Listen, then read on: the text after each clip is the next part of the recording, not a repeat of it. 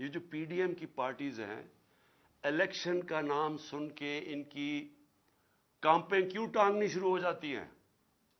وجہ یہ ہے کہ پبلک ان کے خلاف ہو چکی ہے.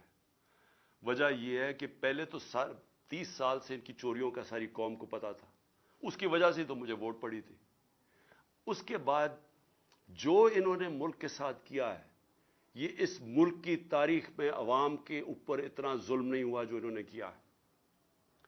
جب سے یہ آئے ہیں، اب یہ میں اپنا نہیں کہہ رہا، میں ڈاکٹر حفیظ پاشا کا کہہ رہا ہوں، وہ ایسٹیمیٹ کرتے ہیں کہ 1.5 کروڑ لوگ مزید غربت کی لکیر سے نیچے چلے گئے ہیں.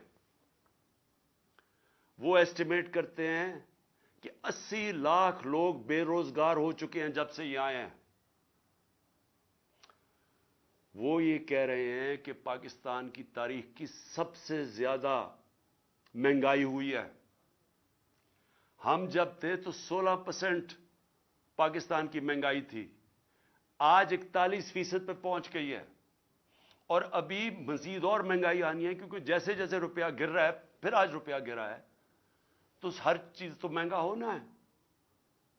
تو ایک طرف مہنگائی، ایک طرف بے روزگاری بڑھ رہی ہے، ایک طرف معیشت سکڑتی جا رہی ہے،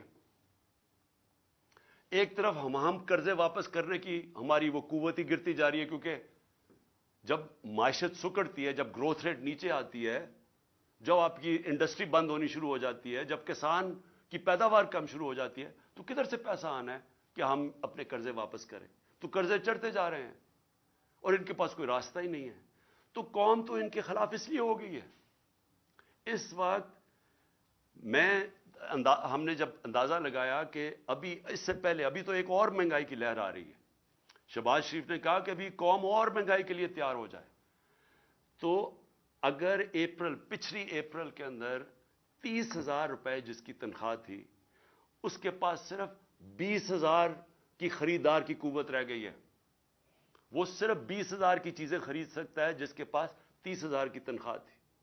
اور پہلی مہنگائی تھی، یعنی ایک عالمی مہنگائی کا سائیکل چلا ہوا تھا کرونا کی وجہ سے. تو وہ تو ہم پوری کوشش کر رہے تھے کہ قیمتیں نہ بڑھیں. ہمارے اوپر ایک الزام لگایا کہ جی انہوں نے پٹرول اور ڈیزل کی قیمت کم کر دی. ہم نے کم کی، کہیں اور سے پیسے لگا کے کم کی تاکہ عوام پہ بوجھ نہ پڑے. اور انہوں نے آج جو مہنگائی کی ہے، آج جو پھر سے میں کہتا ہوں جس کے پاس 30,000 روپیہ تھا، وہ صرف اب 20,000 کی چیزیں خرید سکتا ہے.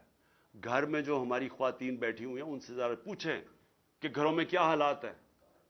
اس لیے میں آج یہ کہنا چاہتا ہوں کہ پاکستان آج ادھر کھڑا ہوا ہے جدھر یہ جو مرضی کر لیں، لوگ فیصلہ کر بیٹھے ہیں ان کے خلاف.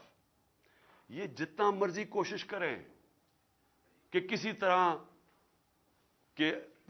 کسی طرح عوام بھول جائے گی، تھوڑی اگر الیکشن ڈیلے کر دیں گے تو عوام بھول جائے گی. عوام نے بھولنا نہیں ہے. جتنی دیر ہو رہی ہے اتنے اور زیادہ آپ کے خلاف لوگ ہیں.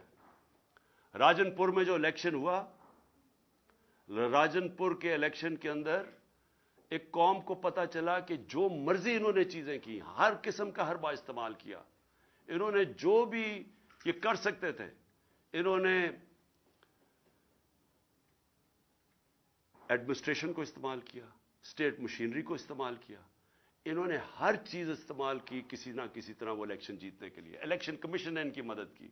اس کو 50,000 ان کے نون کو ووٹ پڑ کیسے گئی؟ لوگ تو تھے ہی نہیں، لوگ تو سارے نکلے تحریک انصاف کے لیے.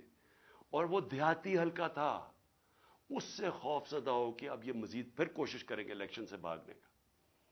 لیکن میں پاکستانی قوم کی طرف سے میسج دینا چاہتا ہوں کہ ہم آپ کو الیکشن سے بھاگنے نہیں دیں گے. یہ اب الیکشن ہوں گے اور انشاءاللہ اس ملک کے اندر حقیقی جمہوریت بھی آئے گی اور اس ملک کے اندر قانون کی بالادستی بھی قائم ہوگی. اور انشاءاللہ قوم مل کے یہ مشکل وقت سے لڑے گی اور انشاءاللہ پھر خوشحالی بھی آئے گی.